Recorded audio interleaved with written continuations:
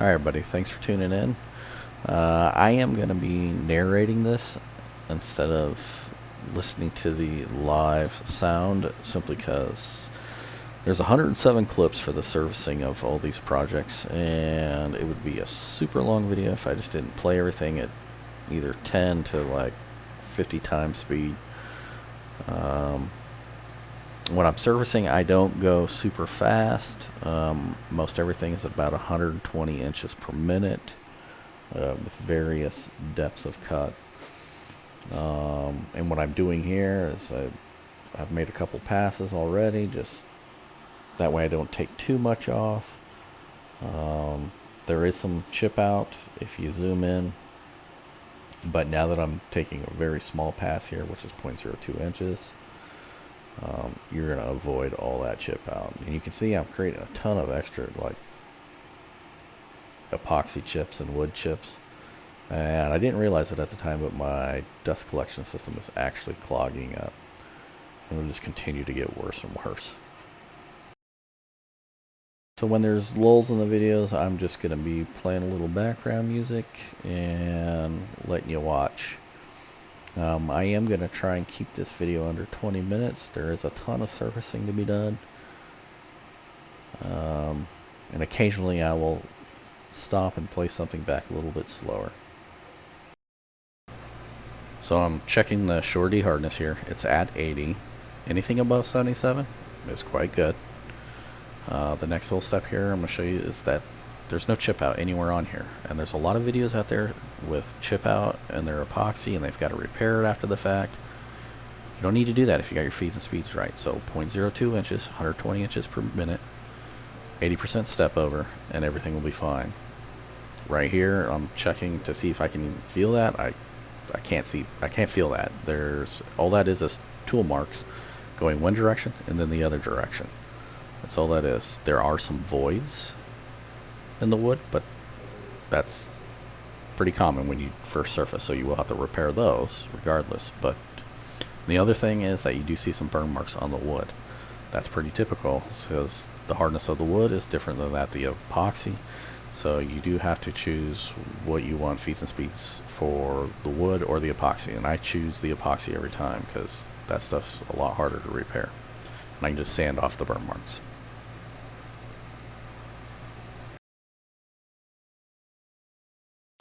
So I've flipped it over now and I'm starting my initial pass. And generally I do a pretty shallow initial pass.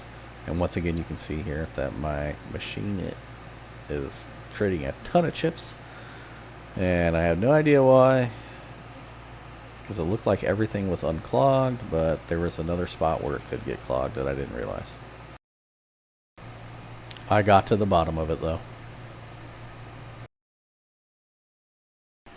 So this is after the first pass at 0.07 inches, and you can see that there's chip out, and it usually happens at the very edges of your surfacing bit.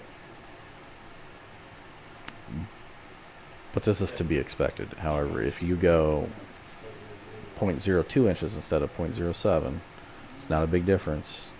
It'll make a huge difference on the amount of chip out. So 120 inches per minute, 0.02 inches depth of cut at 12,000 RPM on my particular bit. You just gotta figure these things out. But if you go slower, that's the key, and shallower.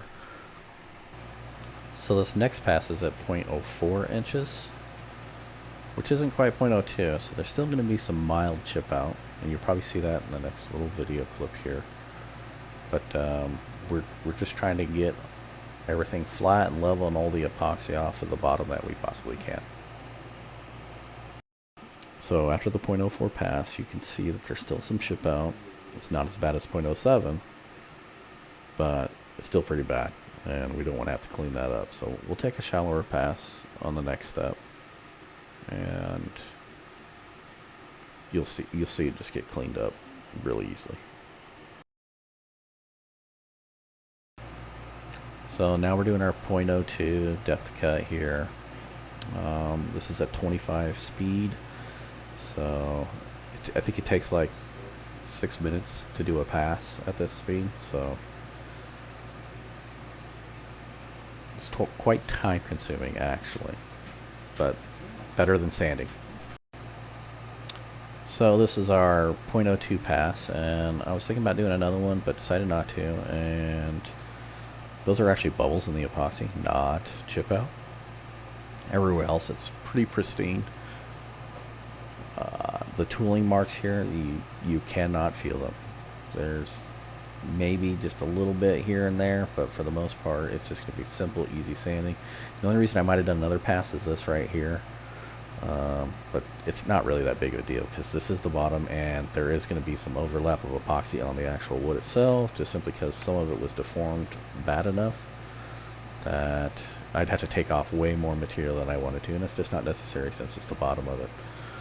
The next step is to go ahead and do the edges and basically shape it to size. Might do a round look on the corners here, maybe a round over on the tops and bottoms of the edges, but I think we're gonna do a bevel instead. That seems to be the most popular thing, but that's what we're gonna do next.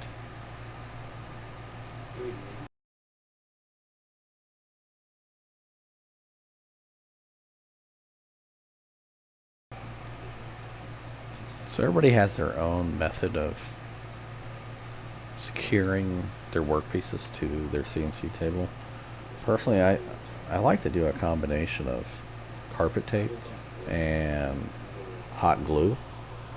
Just seems easier to take off. I don't have to worry about clamps.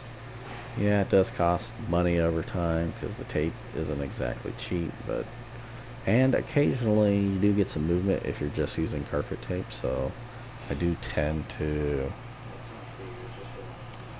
go a little bit extreme sometime and use way too much carpet tape or way too much hot glue, but there's nothing worse than having your workpiece move while you're trying to machine it, because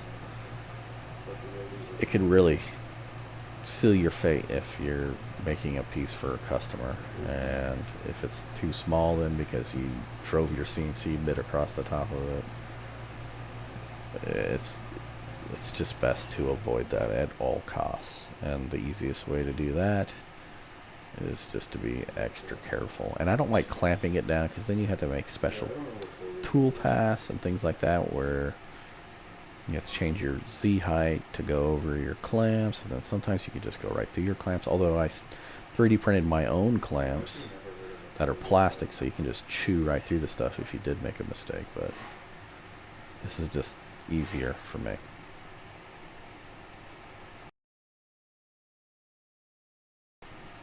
So just make sure you clean your work surface. I use isopropyl alcohol, and that way your tape has something really dry and clean to bond to. And you can see here I'm using a ton of tape, but I'm about to do a couple of toolpath operations that are going to put quite a bit more force on the piece, so I just want to be certain.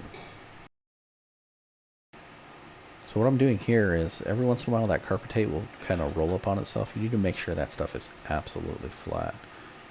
And I do that just to make sure that my workpiece always stays at the same level and height. And part of the rationale for that is when you start putting a bevel edge on here, if there's any height difference throughout your workpiece, you will see it. So just make sure everything is nice and flat. So I put my 60-degree V-bit in here. I've laid the workpiece down flat, and in the corners I've taken my little template guides off that allow me to line it properly. This is just me zeroing the Z height. That way it knows exactly where the top of the surface is. And we'll start cuts. All it takes is one time for your workpiece to move before you get totally insecure in what you do, and you always just go overkill. But here I am hot gluing everything. And so something else too, that the carpet tape does allow a little bit of movement. The more you use, the less that movement is, but it does exist if I push really hard, and the machine is going to push really hard, I assure you. So, but the hot glue really just secures it in place. That stuff sticks to that NDF really well, and it'll even pull up some of the ODF when I'm done. So I'll eventually have to resurface the spoil board, but that's okay. That's way better than having a piece move on you.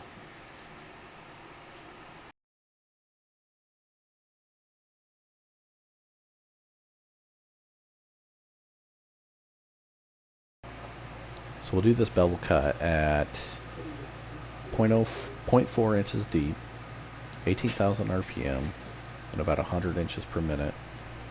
I'll do 3 passes, with a final pass hitting at about 0.015 inches. And that gives you just a super clean, nice finish on the sides.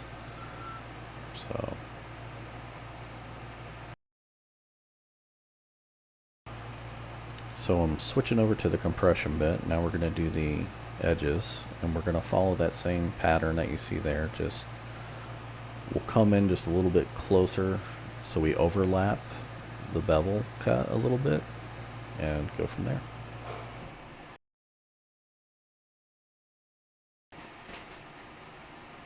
So we'll make several passes here. This is about 1.4 inches thick, and I do make sure that my first pass there is about 0.25 inches, just simply because you want to make sure that you get below the surface with that compression bit. That way you don't chew up the top surface. And then I do a last pass at 0.025. So we finished up here. The bevel came out looking really good, actually. There's a few spots just where there's voids when you've chewed down to a certain depth and the epoxy didn't fill in those cracks all the way. And then didn't quite go through all the way through the bottom of the surface. That's no big deal. Just sanding block and chew that right up real easy. So see here, the bevel came out really good. It's nice and smooth. A little bit of chatter there, but it's not bad. It'll clean up really easy. And you can see there, nice, perfect round corners there. And I like the way it turned out. And you can see there, yep, a little bit more sanding to do right there. Just hand sanding will take that right off real fast, real easy.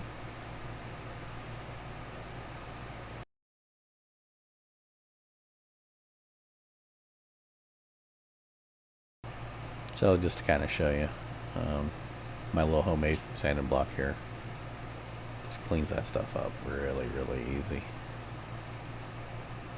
can chip that if you're not careful, but yeah, it's pretty simple.